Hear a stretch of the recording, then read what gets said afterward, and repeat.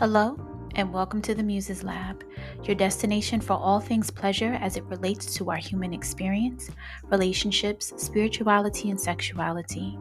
I invite you to join me on this adventure of discovery and hope what you receive inspires you to become the muse of your life's journey. So, without further ado, let's explore.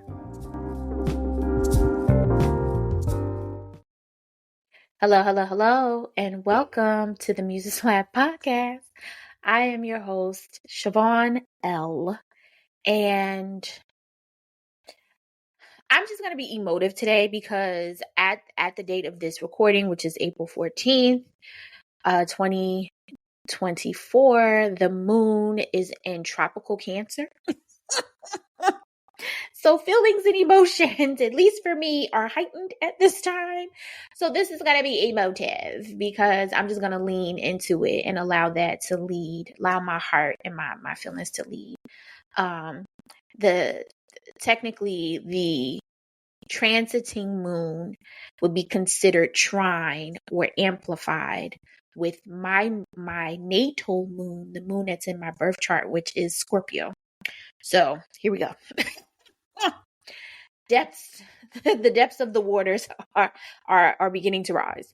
So I posted something on Threads a couple days ago, and when I say a couple of days, meaning as of the date of this this recording, a couple of days ago from the date of this recording, I posted something that said we don't talk, and I'm paraphrasing, we don't talk enough about caring for friends who have wronged you. That is a soft space for me. And it is a soft space for me because I be wanting to just hate people. I do. I'm not even gonna front. Like I want to hate the people who have wronged me. And it is very hard for me to do that with some, not with all. I don't necessarily hate. I be wanting to hate. I don't necessarily hate people. I just don't. The people who have wronged me, I don't like you. And I'm never gonna like you. It's never going to be the same with me. And it's wild because I've come across people who have wronged me over the last year or so, and they're all like, hey, we survived the pandemic. And I'm like, yeah, I know we survived the pandemic. That don't mean I fuck with your ass.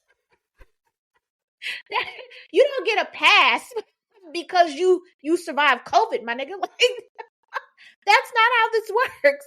You fucked up. And that's just how it is. I'm not going to be phony or fake because I don't really know how to do that. I'm horrible at it. And the funny thing is, I wanted to be an actress at one point, and if I don't know how to be phony, if I can't act phony or fake, that's kind of like, I feel like that's like the prequel of being able to, mask your feelings and, pretend, because in acting, there's a level of pretend, but there is also an embodiment there. When it, as it pertains to acting, you are embodying the essence of a character that has been created.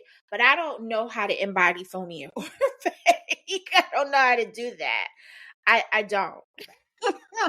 You're going to get this resting bitch face because that's what I got. You're going to get this resting bitch face. You might get a side eye. You go, hey, how you doing? And that's about as much as I got for you. I can't.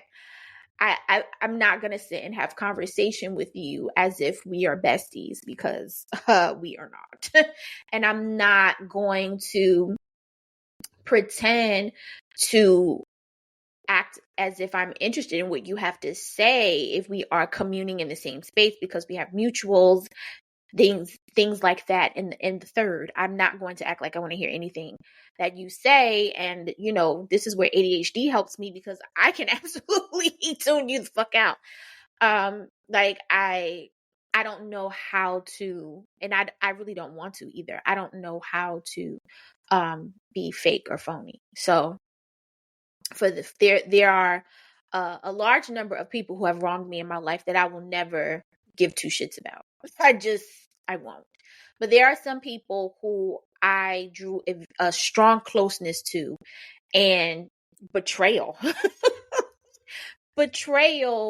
did not evade our relationship. And, again, I'm always accountable for things that I could have done differently in any type of relationship that I'm in. I have learned to be, so I wasn't always this person, but I learned to be self-aware. I learned to be honest about things that I could have addressed because I didn't always have a voice. I didn't always speak up for myself because I don't like conflict. I'm loud. I can get a little confrontational. Yes, I am a bit of a disruptor. Well, I am a disruptor. I am that person. Like, I do be on ready, set, go. I do. I'm not even gonna front. That's the Leo in me. I'm always on ready, set, go. What we doing? Who we pulling up on? Like, that's me. But I'm confrontational. Like, I recognize that within myself, that I'm absolutely a confrontational person. I don't like conflict because conflict affects me differently. Like, if we're going to address a matter or we're having a discussion and that shit don't sound right, then I will speak up on things that I'm passionate about because I'm just a passionate person. But in particular, if it's someone that I care about, right? Because I was going to say feelings, but typically when people say feelings, it sounds romantic, but feelings isn't always romantic for me. If I have feelings for you, like I care about you, or I respect you or revere you in a specific way, I may not always speak up. And I may not always speak up because I don't necessarily know how to navigate that without being the confrontational person that I am. And my mom says to me all the time, she's like, how you don't know how to speak to people and you have a communications degree? It's different. Communicating, like speaking in front of people as an orator, is different from self-disclosure. I learned very early in college in my communications classes that self-disclosure is not something that I am comfortable with. Talking about my feelings and emotions is not something that I'm comfortable with. So for me to have a podcast where I talk about my feelings and emotion is like progressive. This is progressive for me because I am not a person who talks about their feelings and emotions. I have compartmentalized my feelings and emotions my entire life. So to get to this fourth decade of my life, and I am now unlearning and deconditioning myself from compartmentalization, is, it's again progressive for me. So when it comes to that, because I don't necessarily know how to approach things, because at an early age, say I was around 5 or 6 years old, my grandmother said to me, my last living grandmother, I have a step grandmother, but my last living blood grandmother, I only got one left.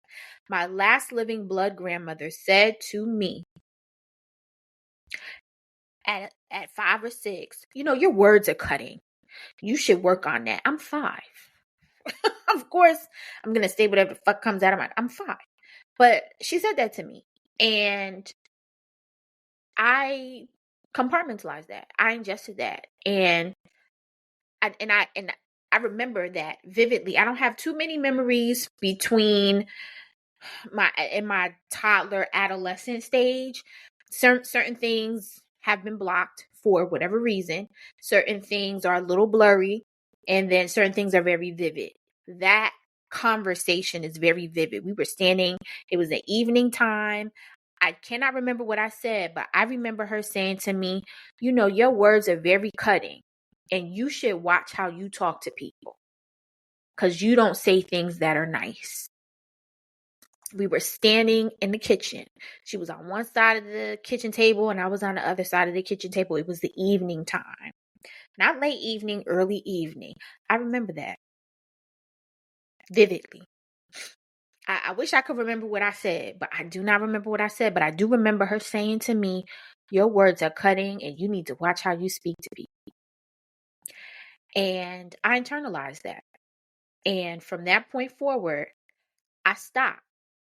I would say whatever was on my mind. I was always a straight shooter as a kid. At least that's how my mother describes me. I was always direct and I was always a straight shooter as a kid.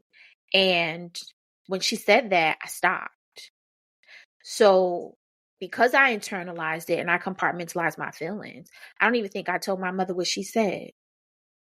I'm pretty sure I didn't tell my mother what she said, because if I had told my mother what my Nana said, because I call my grandmother Nana, if I told my mother what Nana said, she probably would have course corrected me. This is making me, this is unlocking things, and I'm recognizing that how I denied my mother the opportunity to course correct me on certain things because I internalized and compartmentalized, and I didn't tell her certain things that people said to me, or how people treated me in certain instances. And I didn't give her the opportunity to mother me the way that she needed to.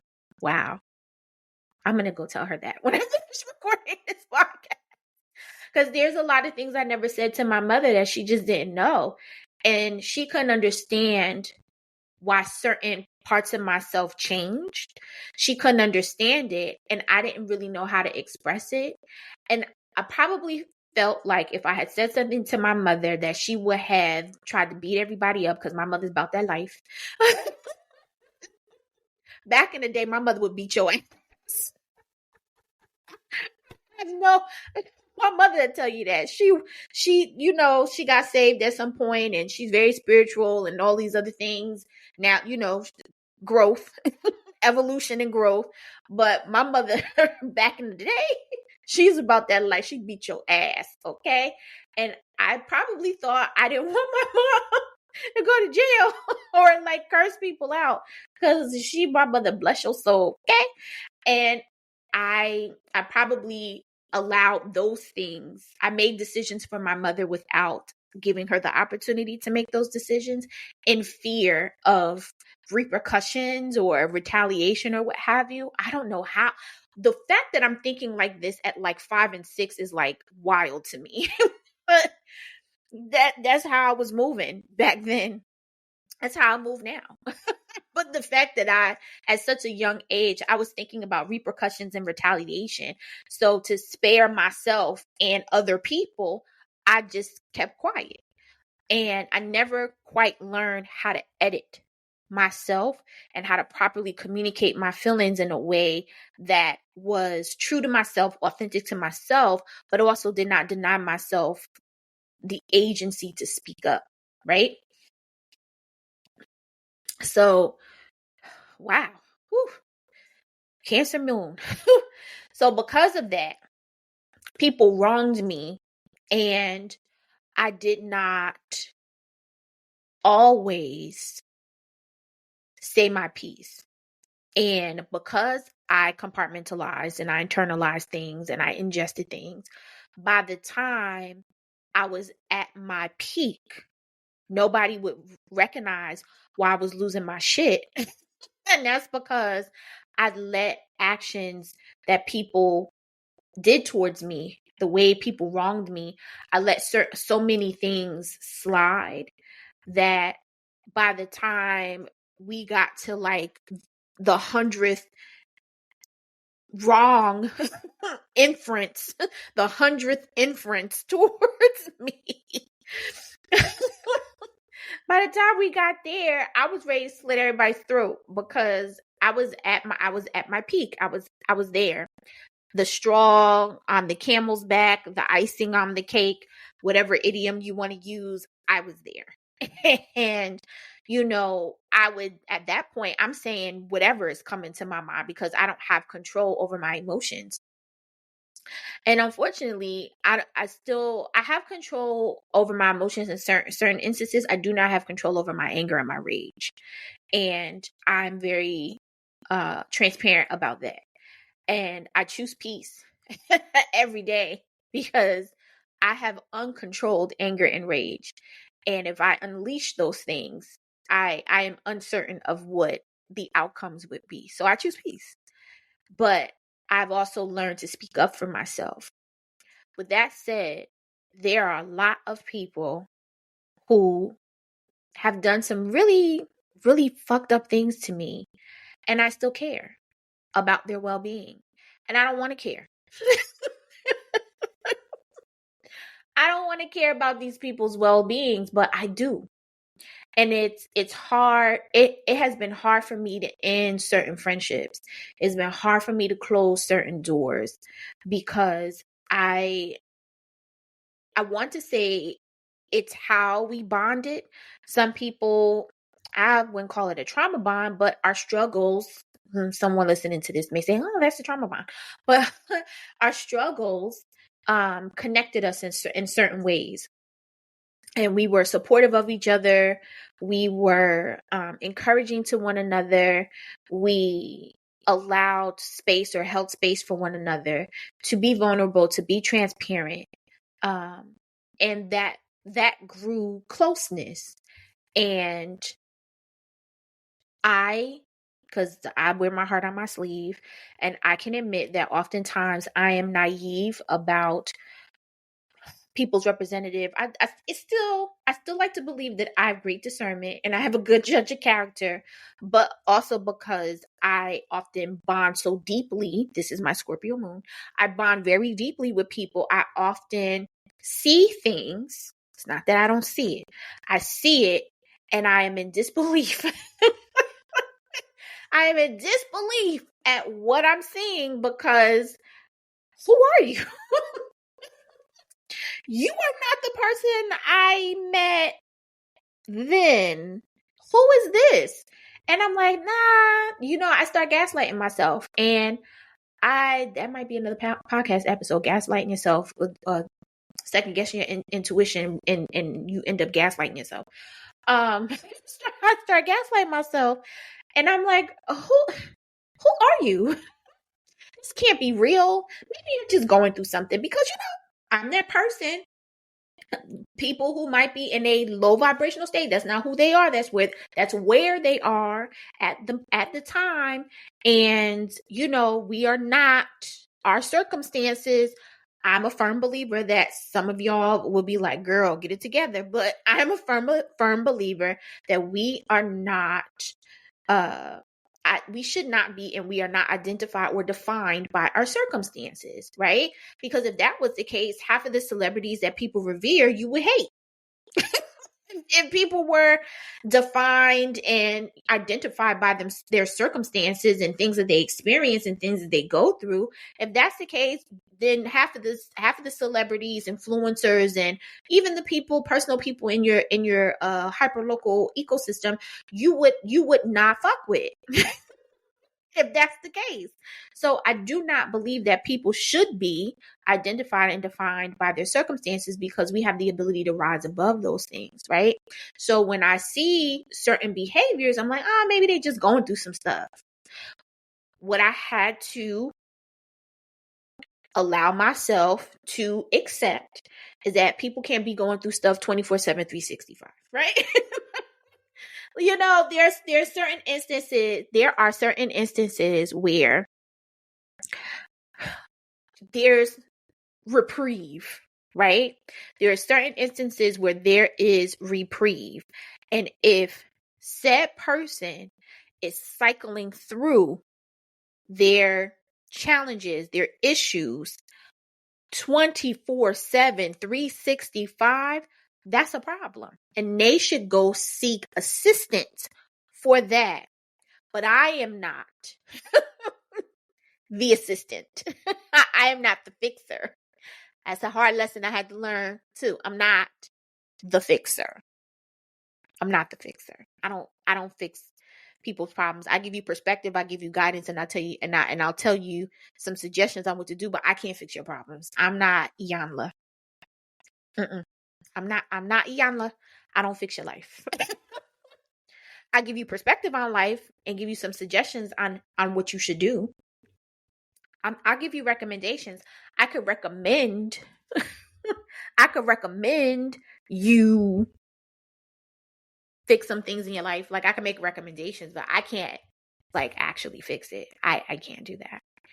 And because I would be so glamored, so glamored by the sirens who I befriended, and most times unwilling to accept that this is who these people are.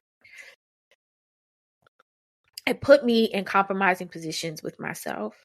It left me in a space where I did not always, I didn't speak up. I just let things slide. And I let people believe that we were okay and that I did not have a problem with their behavior, because I allowed my feelings and my care for a lot of people to cloud my judgment. I can admit that. I can be honest about that. I allowed my feelings, my care, my emotions, my love for people to cloud my judgment. And I stayed in a lot of friendships a lot longer than I needed to. And to my detriment, where they caused me irreparable harm. And even that those people caused me irreparable harm, there are a few that I still care about. I still am concerned about their well-being. I still hope that they are okay. And I don't want to.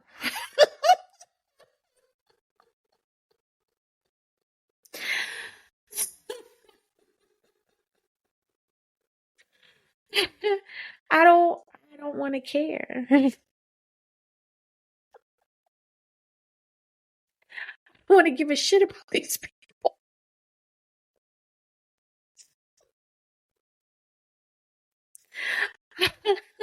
I want to be able to close the door. I don't want to give a shit about these people.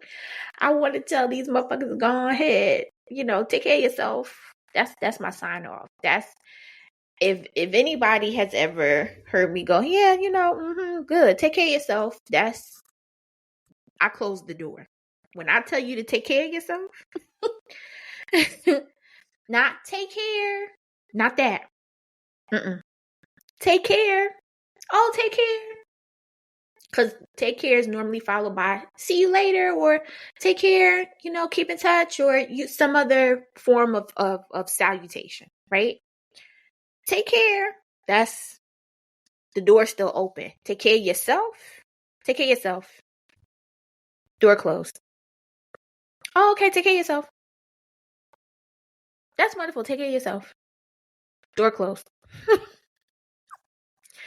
I have not said that to to a number of these people, and I don't know. Some new age person will be like, oh, because soul tie. I don't believe in soul ties.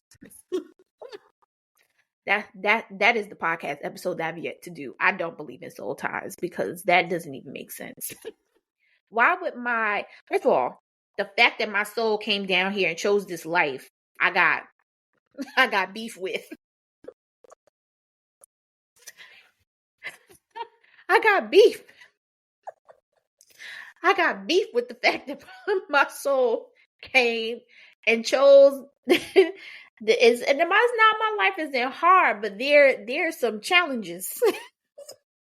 There are some challenges that I question. I question a lot of these challenges that I'm experiencing. So I already got beef with the fact that my soul has chose this unnecessarily challenging life with all these ailments and disabilities that I have, right? I mean, points for choosing me Black.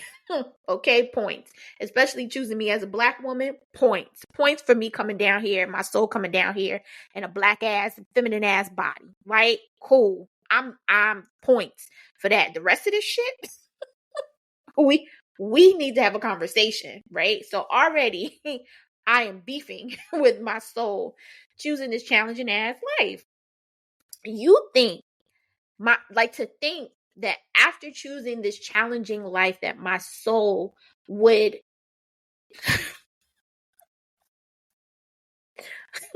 my soul would choose to knock itself to people on purpose? What?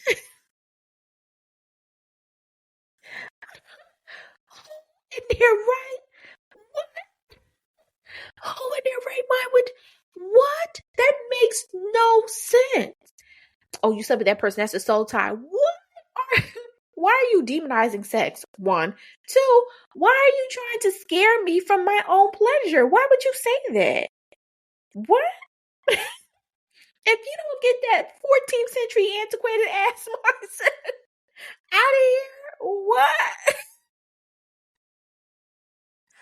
Every time someone's like, that's a soul tie, I cringe. Like, my insides be so disgusted. Soul tie? What? You think very lowly of your soul to think that it would intentionally tie itself to another soul and create a connection to do what? We connected to do what? We'll be finna solve. What problems are we solving? If our souls are tied together, why are we knotted? What is this? What's the goal here? Because a soul tie, you got to be solving something. If it's karmic, then what are we resolving? And why your soul? Are we even from the same galactic sphere? Like, why you? Of all the souls that I can tie myself to, why yours? Because we was bumping? Because we was body bumping? I don't like that. That don't sound right. That sounds sketchy. Mm-mm. I don't like it. I don't like it. Our soul ties because we just bonded. Bonded how? Because we were having conversation. What? It's not clicking for me, friends. I mean, if you want to believe in that soul tie bullshit, you can go on ahead, but not myself. Take care. Take care of yourself. Take care of yourself if you want to believe in that, but not I said the cat. No. But yeah, it's not a soul tie. One would think that is the reason why I still feel connected to these people, but I genuinely just believe that my empathetic bone extends to these people because I genuinely cared. I genuinely cared. I genuinely had love for these people. And not to say that I didn't have love for anyone else. I just recognize that the expiration date for everyone else was what it needed to be. And I was able to grieve them properly. And I've grieved parts of the relationship with the ones who I still have a caring for. But I don't know. It's I wish I could define why I still care or give some type of spiritual. I can't give scientific because that's not my lane, but I wish I could give a spiritual reason for why, but honestly I just don't know. But I do know that we don't talk about it enough. We don't talk about how you grieve people, your friendships in particular. Romantic relationships, I get, but friendship breakups are so hard. Oh, the devastation. One friend who I was with for 20 years. 20 years, her and I were friends, and she ended our friendship over some penis. I don't know what it is. Why I don't know why us vulva owners, women identified people, we be losing our asses over some dick. I don't get it. But and some penis that she met over the internet. She ended a 20-year friendship over that. I mean, I'm pretty sure other nuances where I have a tendency to be a mother hen. And I'm overprotective of my friends. And I recognize that. And I recognize that my mother hen energy can be overbearing. And I have taken accountability for that. And I have made steps to take a step back. I've made steps to correct that. Right. So I'm pretty sure those things were part of the reason why she made her decision. Also maybe she thought she needed to be perfect with me. It's unfortunate that she may have felt, and these are just my guesses, right? I haven't spoken to her in 5 years, so I wouldn't know in depth why she made that decision, because she blocked me. She blocked me on every social media platform known to man. So I would never know. I wouldn't know why, because after we had this conversation, I'm not going to go into details of the why, the tipping point, but when we were having a conversation about a certain event that took place, I just was like, I was so confused because I didn't even know, like, I would talk to this chick every day, and she was having a whole relationship. She was having a whole relationship with another man, and I talked to this heifer every fucking day. Like, I was in walking distance to her house. Like, we talked and saw each other damn near every day, right? So for that to happen and me not to know that you courting some man on the internet, like, what? I was like, are we actually friends? Because I thought you were my best friend, and I'm realizing that you are my best friend, but I am not your best friend. I'm not your best friend. We can't be. That's impossible for us to be best friends. And you've been talking to some man for 90 days. You've been talking to this man, and you talk to me every day, and you never told me. Oh, that must mean that that's somebody you ain't supposed to be talking to. You're not supposed to be talking to that motherfucker. You thought I was gonna judge you on it. I don't think I would have been judgy. I think I would have been motherly and been like, I think you know better. I think you know better, but if that's what you want to do, be careful, hold responsibly. Because I'm all about people holding responsibly. You want to do what you do with your vagina, whatever you want to do with your vagina, right? But to have this type of relationship with someone, and you have a friend that you talk to every single day, and you felt like you needed to keep it from her because you thought she was going to judge you, we need to discuss that. Like, fuck this dude. Like, we need to discuss why you thought I was going to judge you or make critiques or criticize you or what have you. Like, we need to talk about that, because that's something that you need to tell me that so I can work on that, because I never, as my friend, I never want you to feel like you can't come talk to me, or that if you talk to me that I'm going to judge you. Like, oh my God, I was so hurt to think that she felt that way, and did not feel comfortable, because we talked about everything. So you didn't feel comfortable talking to me about that? Like, wow. That was such an eye-opener for me. And then when she blocked me on every social media platform, with us not even having the opportunity to discuss that part. And, I said, I need to take a step back and reevaluate, how I navigate this relationship. Somebody sent me the screenshot. I never saw it because she had already blocked me, but she went on social media and was like, well, if you need to reevaluate this relationship, then I'm going to pull myself out. Oh, okay. Okay, friend. Wow. And another mutual friend of ours who was part of that conversation was like, oh, did you see this? I said, see what? She posted this. I didn't. And I went to go find her on Instagram and saw that I was blocked. And then I went to go find her on the app formerly known as Twitter and found out I was blocked. And then I went to find her on the book app and found out I was blocked. And then I happened to go on LinkedIn and saw that I was blocked.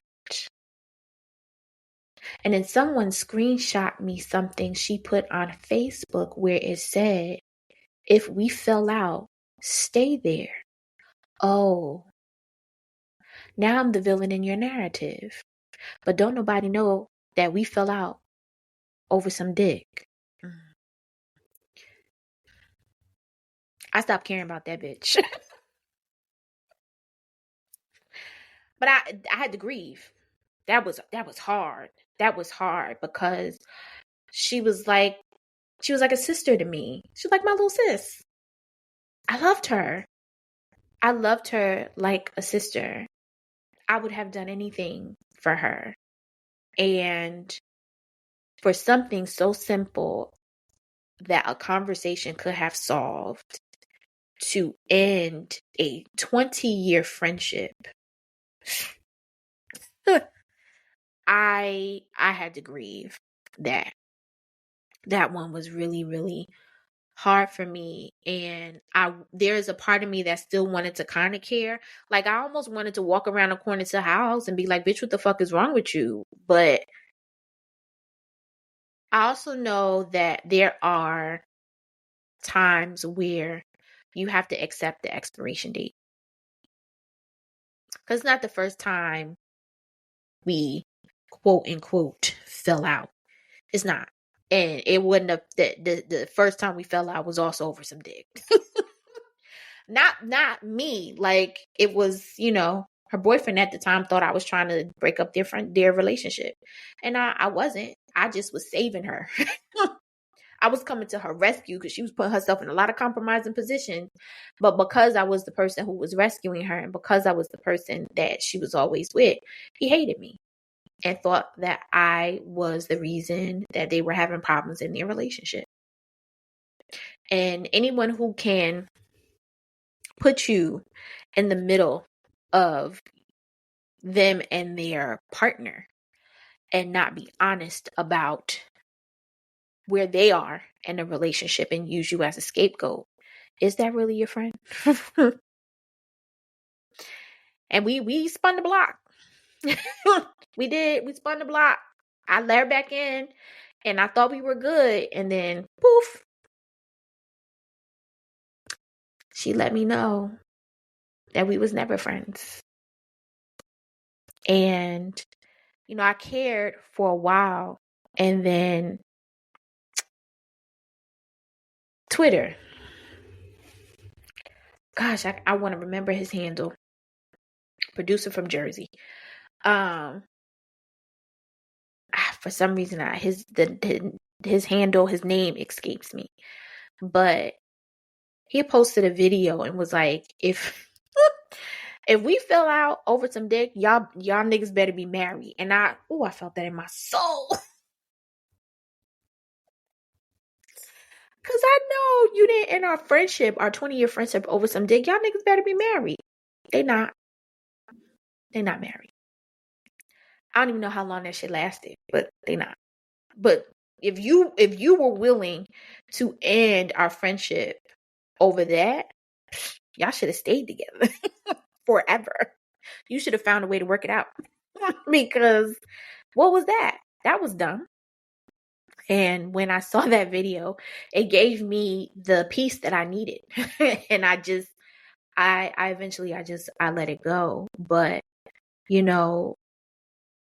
friendship breakups are very sensitive spots for me. And those people that I care about, that I still care about, who have wronged me in ways that I would have never expected them to do so, they were my friends.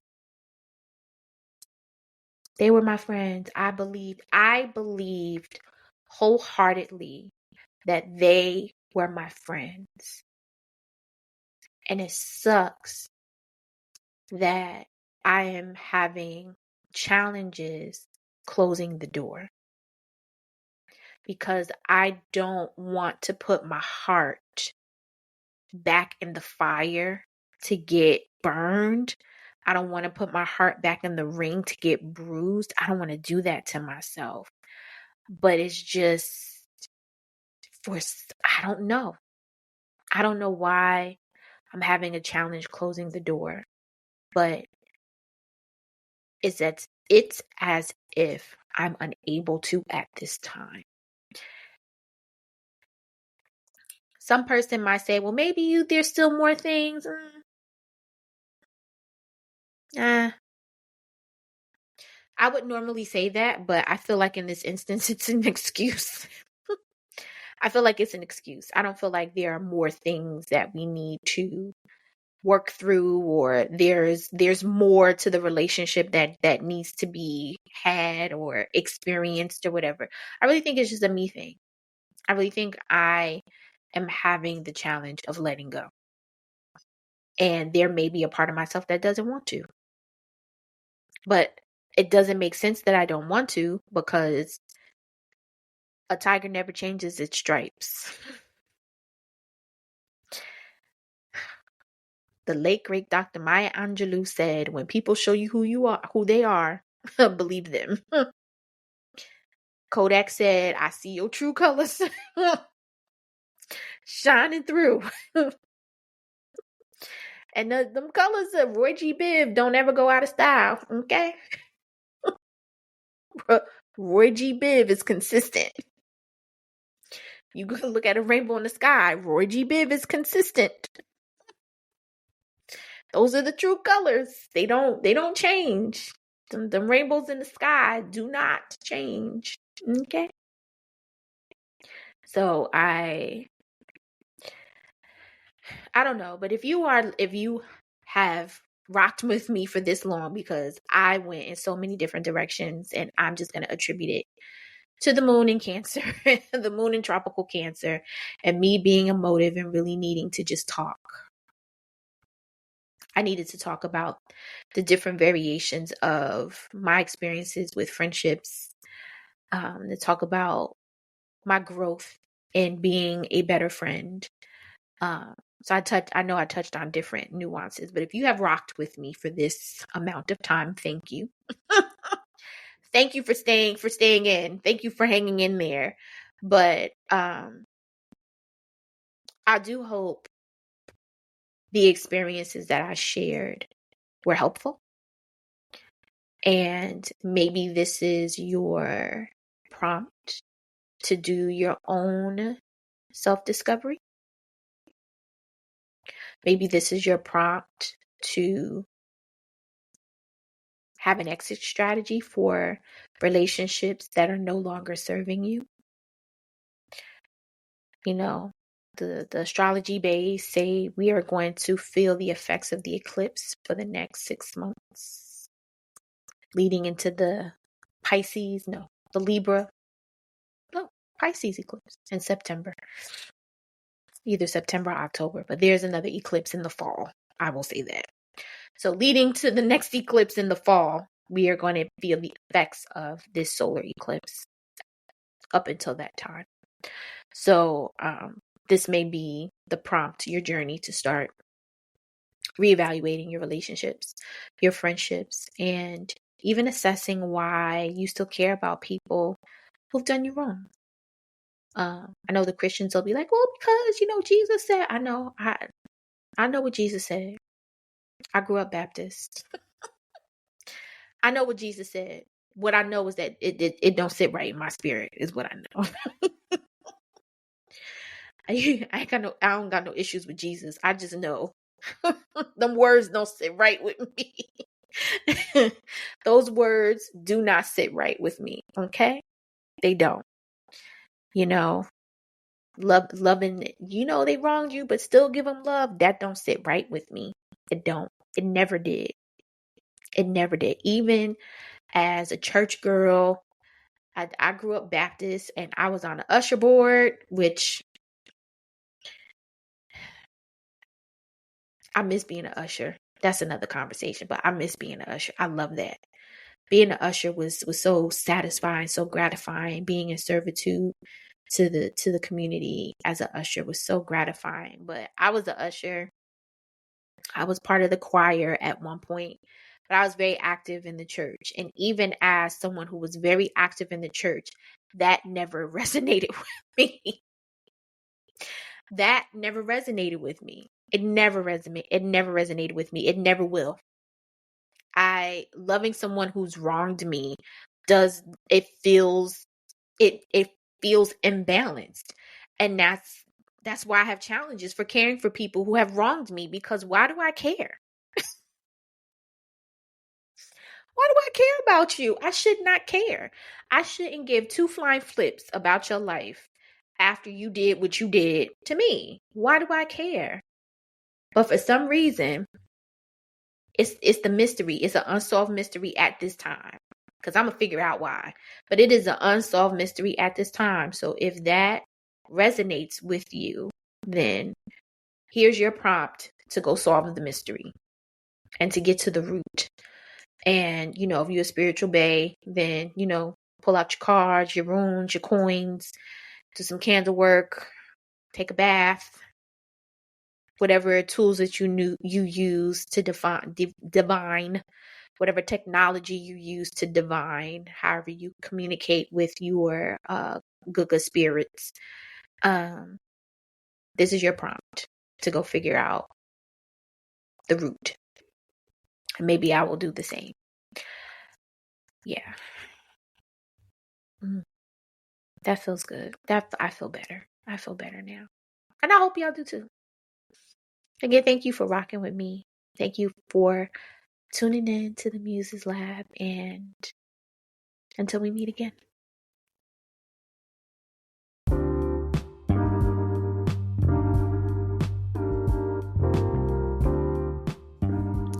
Thank you for tapping into the Muses Lab. I hope you enjoyed this week's adventure. Be sure to like this episode, subscribe on your favorite podcast platform, and share the wealth with others. Dive deeper into the lab by joining the Pleasure Frequency list at www.themuseslab.com. Receive weekly musings, early access, and exclusive drops, as well as discounts on products and services. Thank you once again for tapping in. Until next time.